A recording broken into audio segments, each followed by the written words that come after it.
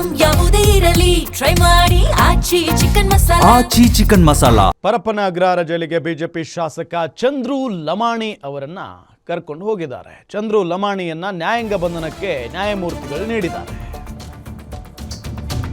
ನಿನ್ನೆ ಅವರದೇ ಬಾಲಾಜಿ ಆಸ್ಪತ್ರೆ ಇತ್ತಲ್ಲ, ಸ್ವಂತ ಆಸ್ಪತ್ರೆಯಲ್ಲೇ ಕಮಿಷನ್ ದಂಧೆ ನಡೆಸ್ತಾ ಇದ್ರು ಸಾಹೇಬರು. ರೆಡ್ ಹ್ಯಾಂಡ್ ಆಗಿ ಹಿಡಿದಿದ್ದಾರೆ ಇವ್ರನ್ನ. ರೆಡ್ ಹ್ಯಾಂಡ್ ಆಗಿ ಯಾವಾಗ ಲೋಕಾಯುಕ್ತ ಪೊಲೀಸರು ಎಂಟ್ರಿ ಕೊಟ್ಟರು, ಲೋಕಾಯುಕ್ತ ಪೊಲೀಸರನ್ನ ನೋಡಿದಂತ ಈ ಬಿಜೆಪಿ ಶಾಸಕ ಲಮಾಣಿ ಅವರು ಕಕ್ಕಾಬಿಕ್ಕಿ ಆಗಿಬಿಟ್ಟಿದ್ದಾರೆ, ಕಂಗಾಲಾಗಿ ಹೋಗಿದ್ದಾರೆ. ಸೊ ಅದಾದ ನಂತರ ಇವರನ್ನ ಕರ್ಕೊಂಡು ಬಂದು ಈಗ ಜಡ್ಜ್ ಮುಂದೆ ಹಾಜರುಪಡಿಸಿದಾಗ ನ್ಯಾಯಮೂರ್ತಿಗಳು ನ್ಯಾಯಾಂಗ ಬಂಧನಕ್ಕೆ ನೀಡಿದ್ದಾರೆ ಇವರನ್ನು.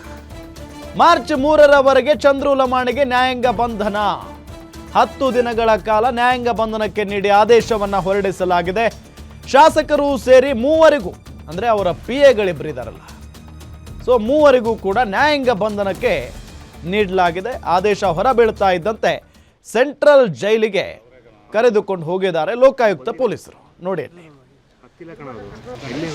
ಇವರು ಇಲ್ಲ, ಬಹಳ ವಿದ್ಯಾವಂತ ಬುದ್ಧಿವಂತ ಡಾಕ್ಟರ್ ಇವರು. ಡಾಕ್ಟರ್, ಇವರದ್ದೇ ಆದಂಥ ಸ್ವಂತ ಆಸ್ಪತ್ರೆ ಇದೆ. ಸಮಾಜ ಸೇವೆ ಮಾಡಬೇಕು, ನಾನು ಈ ವೈದ್ಯನಾಗಿ ಏನು ಮಾಡ್ತಾ ಇದ್ದೀನೋ ಇದರ 10ರಷ್ಟು ನಾನು ಶಾಸಕನಾಗ ಮಾಡ್ತೀನಿ ಅಂತ ಹೇಳಿ ಅಲ್ಲಿನ ಜನರಿಗೆ ಮಾತು ಕೊಟ್ಟು ಈತ MLA ಆಗಿದ್ದಂಥವ್ರು. ಡೀಟೇಲ್ಸ್ ಕೊಡ್ತಾರೆ ನಮ್ಮ senior crime reporter Ajay Kumar ಸಂಪರ್ಕದಲ್ಲಿದ್ದಾರೆ. ಅಜಯ್ ಕುಮಾರ್, ಏನಾಯಿತು ಕೋರ್ಟ್ನಲ್ಲಿ? ಅದಾದ ನಂತರ ಈಗ ನ್ಯಾಯಾಂಗ ಬಂಧನಕ್ಕೆ ಕೊಟ್ಟಿದ್ದಾರೆ ಅಂತ ಅಂದರೆ ನೆಕ್ಸ್ಟ್ ಯಾವ ರೀತಿ ಆಗಿರುತ್ತೆ ಪ್ರೊಸೆಸ್? ವಿಚಾರಣೆ ಏನಾದರೂ ನಡೆಯುತ್ತಾ? ಡೀಟೇಲ್ಸ್ ಕೊಡ್ತಾ ಹೋಗೋದಾದ್ರೆ. ಖಂಡಿತವಾಗ್ಲೂ ರಾಮ್, ಈಗಾಗಲೇ ಏನು ಈ ಒಂದು ಪ್ರಕರಣ ಏನಿದೆ ಕೇವಲ ಟ್ರ್ಯಾಪ್ ಪ್ರಕರಣ ಉಳ್ಕೊಂಡಿಲ್ಲ. ಯಾಕಂದ್ರೆ ಸಾಕಷ್ಟು ರಾಜಕೀಯವಾಗೂ ಕೂಡ ತಿರುವನ್ನ ಕೂಡ ಪಡ್ಕೊಳ್ತಿದೆ. ಜೊತೆಗೆ ಒಂದೊಂದೇ ಆಡಿಯೋಗಳು ಕೂಡ ಈಗಾಗಲೇ ವೈರಲ್ ಆಗ್ತಾ ಇರುವಂತದ್ದು. ಅದರಲ್ಲೂ ಕೂಡ ಪ್ರಮುಖವಾಗಿ ಶಾಸಕ ಚಂದ್ರು ಲಮಾಣಿ ಮಾತನಾಡಿರುವಂತ ಒಂದು ಆಡಿಯೋ ಕೂಡ ವೈರಲ್ ಆಗಿರುವಂತದ್ದು.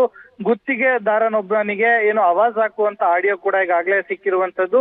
ಅದು ಕೂಡ ಸಾಕಷ್ಟು ಸಂಚಲನಕ್ಕೂ ಕಾರಣವಾಗಿರುವಂತದ್ದು. ಇದರ ಜೊತೆಗೆ ಇನ್ನೊಂದು ಆಡಿಯೋ ಈಗಾಗಲೇ ಏನು ಕುಮಾರಸ್ವಾಮೀಜಿ ಅಂತ ಏನೇ ಇದ್ದಾರೆ ಅವರು ಮಾತನಾಡಿರುವಂತ ಆಡಿಯೋ ಕೂಡ ಈಗಾಗಲೇ ವೈರಲ್ ಆಗಿದೆ. ಅಂದ್ರೆ ಹೇಗಾದ್ರೂ ಮಾಡಿ ಮುಂದಿನ ದಿನಗಳಲ್ಲಿ ಶಾಸಕ ಸ್ಥಾನದ ಟಿಕೆಟ್ ಅನ್ನ ಕೈ ತಪ್ಪಿಸ್ಬೇಕು ಅಂತಾನು ಕೂಡ ಮಾತನಾಡಿರುವಂತ ಆಡಿಯೋ ಅದು ಕೂಡ ವೈರಲ್ ಆಗಿದೆ. ಇದೆಲ್ಲರ ಮಧ್ಯೆ ಈಗಾಗಲೇ ನ್ಯಾಯಾಧೀಶ ಮನೆಗೆ ಕೂಡ ಹಾಜರುಪಡಿಸಲಾಗಿತ್ತು. ಇನ್ನು ರಿಮಾಂಡ್ ಅಪ್ಲಿಕೇಶನ್ ಕೂಡ ಏನು ಪೊಲೀಸರು ಕೂಡ ಈಗಾಗಲೇ ಸಲ್ಲಿಸಿ ಪೂರಕವಾದಂತ ದಾಖಲೆಗಳನ್ನು ಕೂಡ ಸಲ್ಲಿಸಿ ಈಗಾಗಲೇ ಮುಂದಿನ 10 ದಿನಗಳ ಕಾಲ ನ್ಯಾಯಾಂಗ ಬಂಧನಕ್ಕೂ ಕೂಡ ಈಗಾಗಲೇ ಕೊಟ್ಟು ಆದೇಶವನ್ನು ಕೂಡ ನ್ಯಾಯಾಧೀಶರು ಕೂಡ ಕೊಟ್ಟಿರುವಂತದ್ದು. ಇದರ ಜೊತೆಗೆ ಈಗಾಗಲೇ ಈಗ ಎವಿಡೆನ್ಸ್ ಗಳನ್ನು ಕೂಡ ಈಗಾಗಲೇ ಸಂಪೂರ್ಣವಾಗಿ ನ್ಯಾಯಾಧೀಶರ ಮುಂದೆ ಒದಗಿಸಿದ್ದಾರೆ.